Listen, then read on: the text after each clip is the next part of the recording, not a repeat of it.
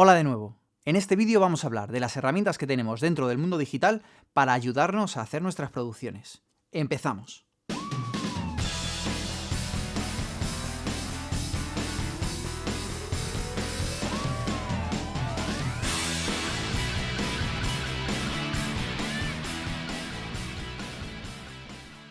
La principal herramienta que podemos usar es nuestro DAW, que nos permite hacer un montón de cosas. Registrar el sonido de diferentes fuentes por separado, podemos editar ese sonido, limpiarlo, cortarlo, copiarlo, moverlo, modificar su nivel, lo movemos en el panorama, situándolo más a la derecha o a la izquierda de la imagen estéreo y finalmente lo mezclamos en un único audio. Cuidando mucho la captación, solo con esto ya podríamos hacer muchas cosas muy interesantes. Pero tenemos unas herramientas complementarias a los DAW que nos ayudan mucho en nuestra tarea de encontrar el sonido que buscamos. Los plugins. ¿Qué son los plugins? Un plugin es un programa que funciona dentro de otro programa. El término en inglés sería traducido por enchufable o conectable, y la función que tienen es, como os he dicho, complementar el funcionamiento del programa anfitrión.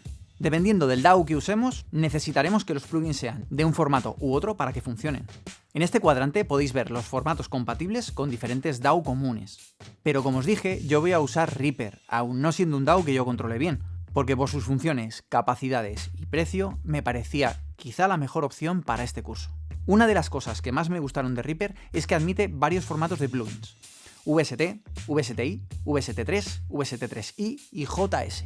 Además de DX y DXi en Windows y Audio Units i en Mac. Y admite plugins de 32 bits en la versión de 64, cosa que no es común.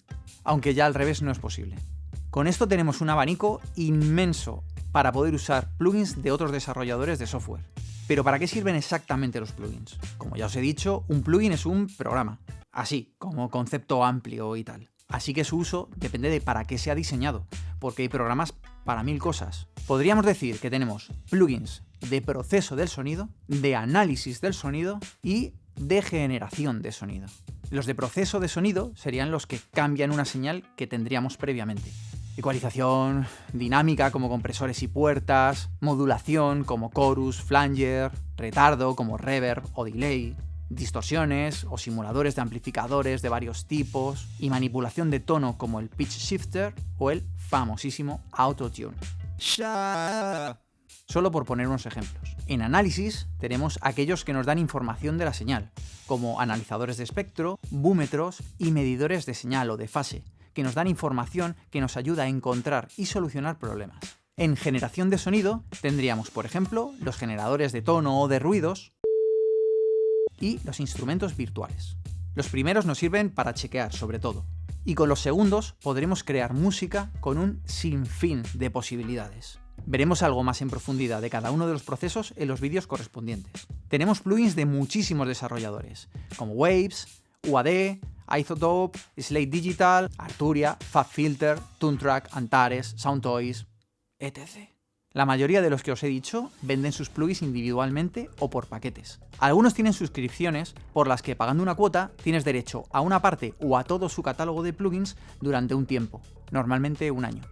La mayoría, si no todos los DAW, vienen con un paquete de plugins para poder hacer al menos lo más básico. Algunos como Cubase o Logic traen todo un arsenal de producción con el que se puede empezar a funcionar sin necesidad de más. En Reaper por defecto tenemos un pack básico. Pero existen una brutalidad de plugins gratuitos, repito, una brutalidad que funcionan muy bien, suenan muy bien y nos permiten producir a un nivelazo. Algunos de estos plugins se usan profesionalmente por su calidad, así que no os creáis que por ser gratuitos son maluchos. Una parte importante de estos plugins gratuitos son de pequeños desarrolladores independientes que aceptan la voluntad o solamente quieren darse a conocer. Otros son plugins de empresas grandes que quieren llamar tu atención sobre el resto de su catálogo. Otros te pedirán abrirte una cuenta en su web para poder descargártelos. Aquí quiero dejaros una reflexión. La mayoría de las veces, si un producto es gratis, quizá es porque el verdadero producto eres tú. You're goddamn right. Os voy a dejar varios links de webs en las que podéis encontrar plugins gratuitos. Yo os muestro las que he encontrado y me han parecido interesantes. Pero seguramente si buscáis un poquito por internet encontraréis muchísimos más. También os digo, no conviene volverse muy loco con el tema de coleccionar plugins sin ton ni son. Es mejor encontrar unos cuantos que hacen justo lo que tú necesitas. Y cuando encuentres una necesidad nueva o una opción mejor, pues cambias. Busque, compare y si encuentra algo mejor, cómprelo. Mucho mejor eso que tener 10 millones de plugins que nunca llegas a conocer. Y eso tanto en proceso como en instrumentos. Pensad esto, si solo con una guitarra o con un piano puedes hacer muchísima música de muchísimos estilos, con un montón de matices diferentes, de un montón de épocas, no creo que necesites 100.000 instrumentos virtuales diferentes. Con unos pocos podrás hacer casi toda la música que puedas imaginar. Y hablando de instrumentos, es un buen momento para introducir el elemento estrella a la hora de usarlos, el MIDI. Musical Instrument Digital Interface. Es un lenguaje de comunicación entre aparatos digitales que surgió de la idea de crear un estándar de comunicación fuera cual fuera el fabricante. Se presentó en la exhibición NAMM de enero de 1983, conectando un sintetizador analógico Prophet 600 y un Jupiter 6, y en agosto de ese mismo año se publicó el protocolo MIDI 1.0. Coincidiendo con la expansión de los ordenadores personales, a través de este protocolo se podía grabar una interpretación en un secuenciador MIDI, repetirla o editarla hasta dejarla perfecta, y luego reproducirla en directo a través del instrumento elegido.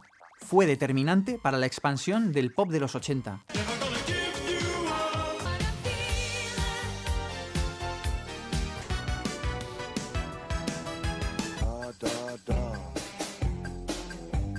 Y de los home studio, ya que por una mínima inversión, considerando lo que costaba hasta el momento tener herramientas de estudios profesionales, podías grabar y editar en casa multitud de pistas para diferentes instrumentos, y luego llegar al estudio y volcar ese trabajo, lo cual redujo los tiempos de producción y por tanto los costes.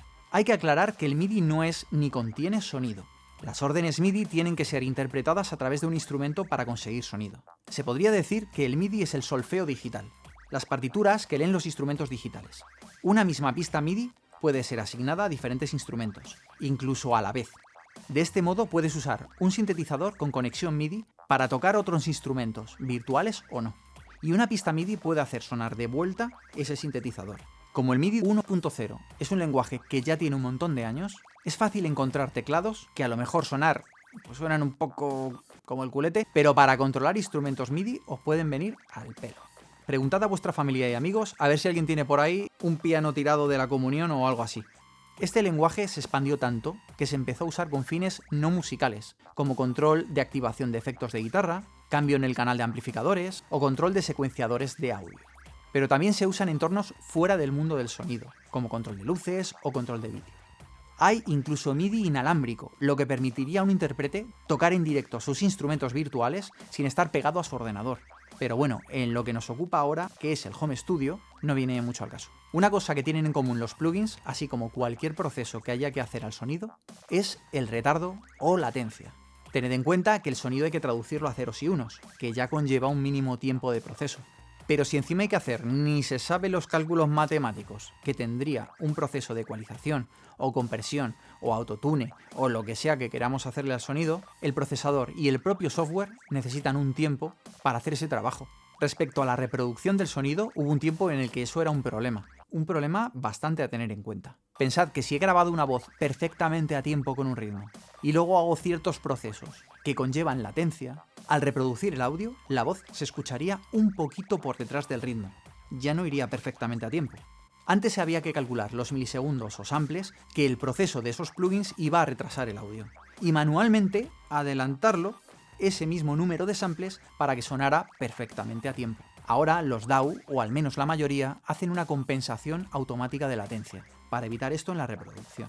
Pero no puede haber compensación de retardo a la hora de grabar, por el hecho de que el ordenador no sabe qué es lo que vas a grabar. No se puede compensar el audio si todavía no hemos grabado ese audio. Así que aquí sí que tenemos que convivir con la latencia. Por narices. El truco estaría en buscar el nivel de latencia casi imperceptible, de modo que no nos esté jorobando mientras cantamos o tocamos. Y esto no es solo para plugins de proceso. En los instrumentos virtuales también se da latencia. Lo único que habría que ver es que esa latencia no sea molesta a la hora de tocar. Nada más. Una cosa más acerca de los plugins. A la hora de tocar, por ejemplo, un piano virtual, nos podemos encontrar con sintetizadores o samplers de un piano. Un sintetizador es un aparato que a base de modular diferentes osciladores de frecuencia es capaz de imitar el timbre y comportamiento de un sonido sintético. Si recordáis, cuando hablaba de las propiedades del sonido, dos instrumentos se distinguían porque de manera natural esos instrumentos sumaban a la frecuencia fundamental determinados armónicos que no son más que múltiplos de la frecuencia fundamental en proporciones diferentes. Eso es el timbre. El timbre daba identidad al sonido. Pues bien, un sintetizador puede, sumando capas de diferentes frecuencias y armónicos, llegar a parecerse mucho a un sonido natural. También, con la misma mecánica de funcionamiento, puede generar sonidos totalmente nuevos, que no existen en la naturaleza, y que ningún instrumento acústico puede generar. Pero ya eso es otra historia. El caso es que, imitando, sintetizando, llegamos a algo que nos parece un piano. Pero luego están los samplers. Sample, como narices queréis llamarlo, en inglés quiere decir muestra. Sampler, sample. Un sampler es un aparato o un software que recoge muestras de sonido. Si cogiéramos un piano, grabáramos el sonido de cada tecla y luego asignáramos ese sonido grabado a una tecla del controlador MIDI, al tocarlas sonaría como un piano, pero no por síntesis, por sampleo. Aquí hay bastantes cosas a tener en cuenta, pero básicamente quería que entendierais las dos maneras de llegar a imitar el sonido real, the real thing. Pues a la hora de los procesos que le podemos hacer al audio tenemos algo parecido. Pongamos el ejemplo de una reverb, que es la acústica de un espacio concreto, y se forma con las miles de veces que el sonido rebota en las superficies que se encuentra y cómo llega a nosotros esos rebotes. Así, explicado a lo rápido. Pues bien, una de dos. Si queremos que una voz suene como si estuviera en una iglesia, o nos vamos a una iglesia a grabarla, o imitamos el sonido de la iglesia, ¿no? Mediante procesadores de efectos, ya sean hardware o software, se calculan matemáticamente las repeticiones, el tiempo de esas repeticiones y ecualizaciones y demás del sonido para que el resultado de esos cálculos sea, para nuestros oídos, muy parecido a lo que sería escuchar la reverb natural de una iglesia. Así se ha funcionado durante muchos años, con cálculos y logaritmos muy complejos, que imitaban de un modo que se parece un poco a la síntesis el comportamiento acústico de un espacio. Pero desde hace ya un tiempo, una tecnología diferente entró en acción: la convolución o respuestas de impulsos. Mediante impulsos y barridos de frecuencias se analiza el comportamiento de la reverb de la iglesia y se guarda en archivos de audio. A la hora de ponerle reverb a la voz como queríamos, analiza el contenido de la señal de la voz y actúa como actuaría el espacio original. Digamos que la respuesta de impulsos funcionaría más o menos así. Mando a la iglesia 1 kHz y me devuelve esto. Mando un barrido de frecuencias y me devuelve esto. Mando estos golpes de baja frecuencia y me devuelve esto. Ya sé cómo se comporta el espacio. Si mando todo tipo de frecuencias y me devuelve X, cuando mande las frecuencias específicas de una voz o de cualquier instrumento, ya sé qué es lo que haría esta iglesia. Si el procesador de reverb que hemos visto antes se asemejaba al funcionamiento de un sintetizador, creando la respuesta de impulsos se asemejaría al sampler, solo que en vez de copiar sonido, copia comportamiento. Y esto se usa para todo tipo de proceso de sonido.